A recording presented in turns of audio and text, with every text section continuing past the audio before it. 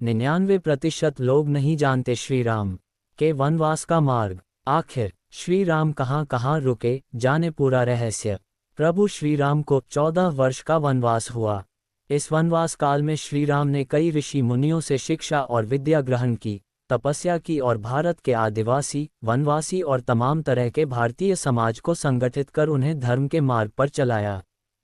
संपूर्ण भारत को उन्होंने एक ही विचारधारा के सूत्र में बांधा, लेकिन इस दौरान उनके साथ कुछ ऐसा भी घटा जिसने उनके जीवन को बदल कर रख दिया। रामायण में उल्लेखित और अनेक अनुसंधानकर्ताओं के अनुसार जब भगवान राम को वनवास हुआ तब उन्होंने अपनी यात्रा अयोध्या से प्रारंभ करते हुए रामेश्वरम और उसके बाद श्रीलंका में समाप्त की। इस दौरान उनके साथ जहां भी जो घटा उनमें से 200 से अधिक घटना स्थलों की पहचान की गई है।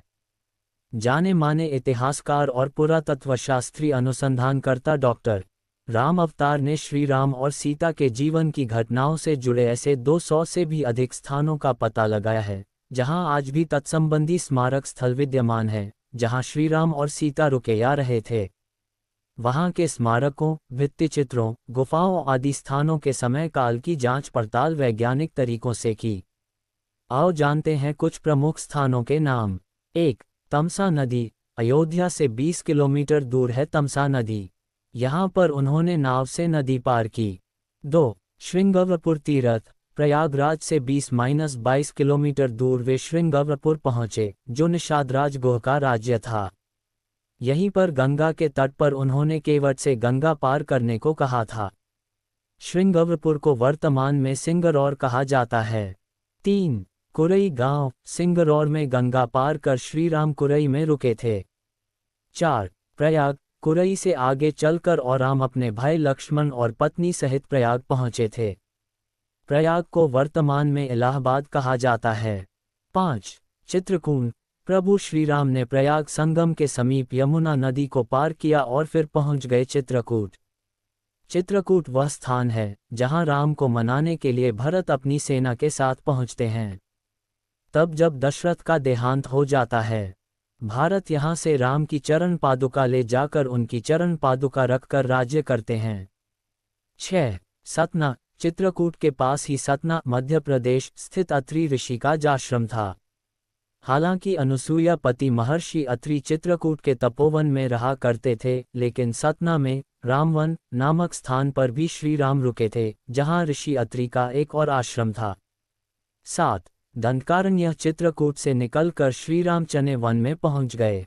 असल में यही था उनका वनवास। इस वन को उस काल में दंडकारण्य कहा जाता था। मध्य प्रदेश, छत्तीसगढ़ और महाराष्ट्र के कुछ क्षेत्रों को मिलाकर दंडकारण्य था। दंडकारण्य में छत्तीसगढ़, ओडिशा एवं आंध्र प्रदेश राज्यों के अधिकतर हिस्से शामिल हैं। दरअसल उड़ीसा की महानदी के इस पास से गोदावरी तक दंडकारण्य का क्षेत्र फैला हुआ था। इसी दंडकारण्य का ही हिस्सा है आंध्र प्रदेश का एक शहर भद्रायलम। गोदावरी नदी के तट पर बसा ये शहर सीता रामचंद्र मंदिर के लिए प्रसिद्ध है। यह मंदिर भद्रगिरि पर्वत पर है। कहा जाता है कि श्री राम ने अपने वनवास के दौरान कुछ दिन इस भद्रगिरि पर्वत पर ही बिताए थे। स्थानीय मान्यता के मुताबिक दंडकारण्य के आकाश में ही रावण और जटायु का युद्ध हुआ था और जटायु के कुछ अंग दंडकारण्य में आ गिरे थे। ऐसा माना जाता है कि दुनिया भर में सिर्फ यहीं पर जटायु का एकमात्र मंदिर है। 8. पंचवटी नासिक। दंडकारण्य में मुनियों के आश्रमों में रहने के बाद श्री राम अगस्त्य मुनि के आश्रम गए।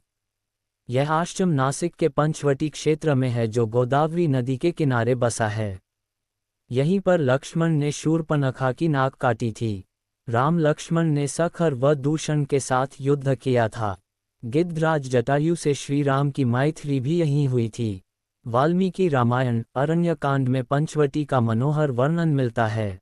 9. सर्वतीर्थ। नासिक क्षेत्र में शूर्पणखा, मारीच और खर व दूषण के वध के बाद ही रावण ने सीता का हरण किया। भौर जटायु का भी वध किया था, जिसकी स्मृति नासिका से 56 किलोमीटर दूर ताफिट गांव में सर्वतीर्थ नामक स्थान पर आज भी संरक्षित है। जटामू की मृत्यु सर्वतीर्थ नाम के स्थान पर हुई, जो नासिक जिले के इगतपुरी तहसील के ताकेट गांव में मौजूद है। इस स्थान को सर्वतीर्थ इसलिए कहा गया क्योंकि यहीं पर मरणासन जटायु ने सीता माता के बारे में बतामा। राम जी ने यहाँ जटायु का अंतिम संस्कार करके पिता और जटायु का श्राद्ध तर्पण किया था। इसी तीर्थ पर लक्ष्मण रेखा थी। 10. पर्णशाला फर्मशाला आंध्र प्रदेश में खम्माम जिले के भद्राचलम में स्थित है। रामाल से लगभग 1 घंटे की दूरी पर स्थित पर्णशाला को पंशाला या पंसाला भी कहते हैं। पर्णशाला गोदावरी नदी के तट पर स्थित है। मान्यता है कि यही वह स्थान है जहां से सीताजी का हरण हुआ था। हालांकि कुछ मानते हैं कि इस स्थान पर रावण ने अपना विमान उतारा था। इस स्थल से ही रावण ने सीता को पुष्पक विमान में बिठाया था। गानी सीता जी ने बरती यहाँ छोड़ी थी। इसी से वास्तविक हरण का स्थल यह माना जाता है। यहाँ पर राम सीता का प्राचीन मंदिर है। 11. तुंगभद्रा सर्वतीर्थ और पर्णशाला के बाद श्रीराम लक्ष्मण सीता की खोज में तुंगभद्रा तथा कावेरी नदियों के क्षेत्र में पहुंच गए। तुंगभद्रा एवं कावेरी नदी क्षेत्रों के अनेक स्थलों पर वे सीता की खोज में गए। 12. शबरी का आश्रम तुंगभद्रा और कावेरी नदी को पार करते हुए राम और लक्ष्मण बले सीता की खोज में। जटायु और कबंध से मिलने के पश्चात वे ऋष्यमुख पर्वत पहुंचे। रास्ते में वे पंपा नदी के पास शबरी आश्रम भी गए, जो आजकल केरल में स्थित है। शबरी जाति से भीलनी थी और उनका नाम था श्रमणा। पंपा तुंगभद्रा नदी का पुराना नाम है। इसी नदी के किनारे पर हम्पी बसा हुआ है। पौराणिक ग्रंथ रामायण में हम्पी का उल्लेख वानर राज्य किष्किंधा की राजधानी के तौर पर किया गया है। केरल का प्रसिद्ध सबरीमलै मंदिर तीर्थ इसी नदी के तट पर स्थित है। 13. ऋष्यमुख पर्वत मलय पर्वत और चंदन वनों को पार करते हुए वे ऋष्यमुख पर्वत की ओर बढ़े। यहाँ उन्होंने हनुमान और सुग्रीव से भेंट की, सीता के आभूषणों को देखा और श्रीराम ने बाली का वध किया। ऋष्यमुख पर्वत वाल्मीकि रामायण में वर्णित वानरों की राजधानी किष्किंधा के निकट स्थित था। ऋष्यमुख पर्वत तथा किष्किंधा नगर कर्नाटक के हम्पी जिला बेल्लारी में स्थित है। पास की पहाड़ी को मतंग पर्यंत माना जाता है। इसी पर्यंत पर मतंग ऋषि का आश्रम था जो हनुमान जी के गुरु थे। 14. कोडिकरई हनुमान और सुग्रीव से मिलने के बाद श्रीराम ने वानर सेना का गठन किया और लंका की ओर चल पड़े। तमिलनाडु की एक लंबी तटरेखा है जो लगभग 1000 किलोमीटर तक विस्तारित है। कोडिकरई समुद्र तट वेलांकनी के दक्षिण में स्थित है, जो पूर्व में बंगाल की खाड़ी और दक्षिण में पाल्क स्ट्रेट से घिरा हुआ है। यहाँ श्रीराम की सेना ने पड़ाव डाला और श्रीराम ने अपनी सेना को कोडिकरई में एकत्रित कर विचार विमर्श किया। लेकिन राम की सेना ने उस स्थान के सर्वेक्षण के बाद जाना कि यहाँ से समुद्र को पार नहीं किया जा सकता और यह स्थान पुल बनाने के लिए उचित भी नहीं है। तब श्रीराम की सेना ने रामेश्वरम की ओर कूच किया। 15. रामेश्वरम रामेश्वरम समुद्र तट एक शांत समुद्र तट है और यहाँ का छिछला पानी तैरने और सनबैदिंग के लिए आदर्श है। रामेश्वरम प्रसिद्ध हिंदू तीर्थ केंद्र है।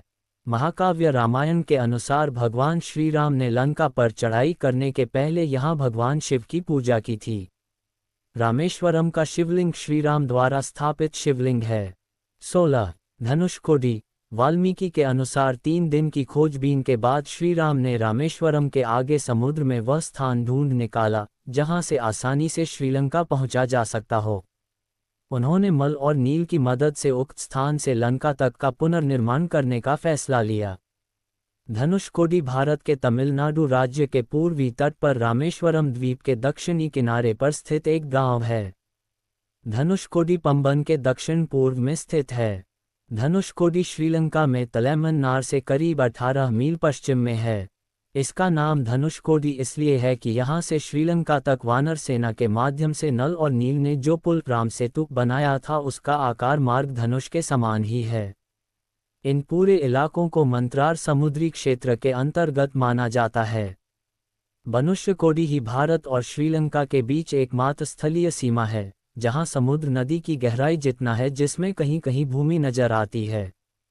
17. नोवारा एलिया पर्वत श्रृंखला वाल्मीकि रामायण अनुसार श्रीलंका के मध्य में रावण का महल था। नोवारा एलिया पहाड़ियों से लगभग 90 किलोमीटर दूर बांद्रवेला की तरफ मध्य लंका की ऊंची पहाड़ियों के बीचों बीच सुरंगों तथा गुफाओं के भंवरजाल मिलते हैं।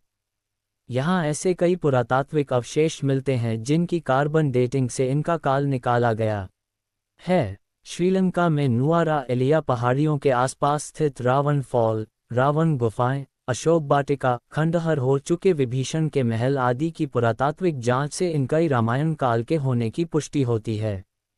आजकल भी इन स्थानों की भौगोलिक विशेषताएं, जीव, वनस्पति तथा स्मारक आदि बिल्कुल वैसे ही हैं जैसे कि रामायण में वर्णित किए गए हैं।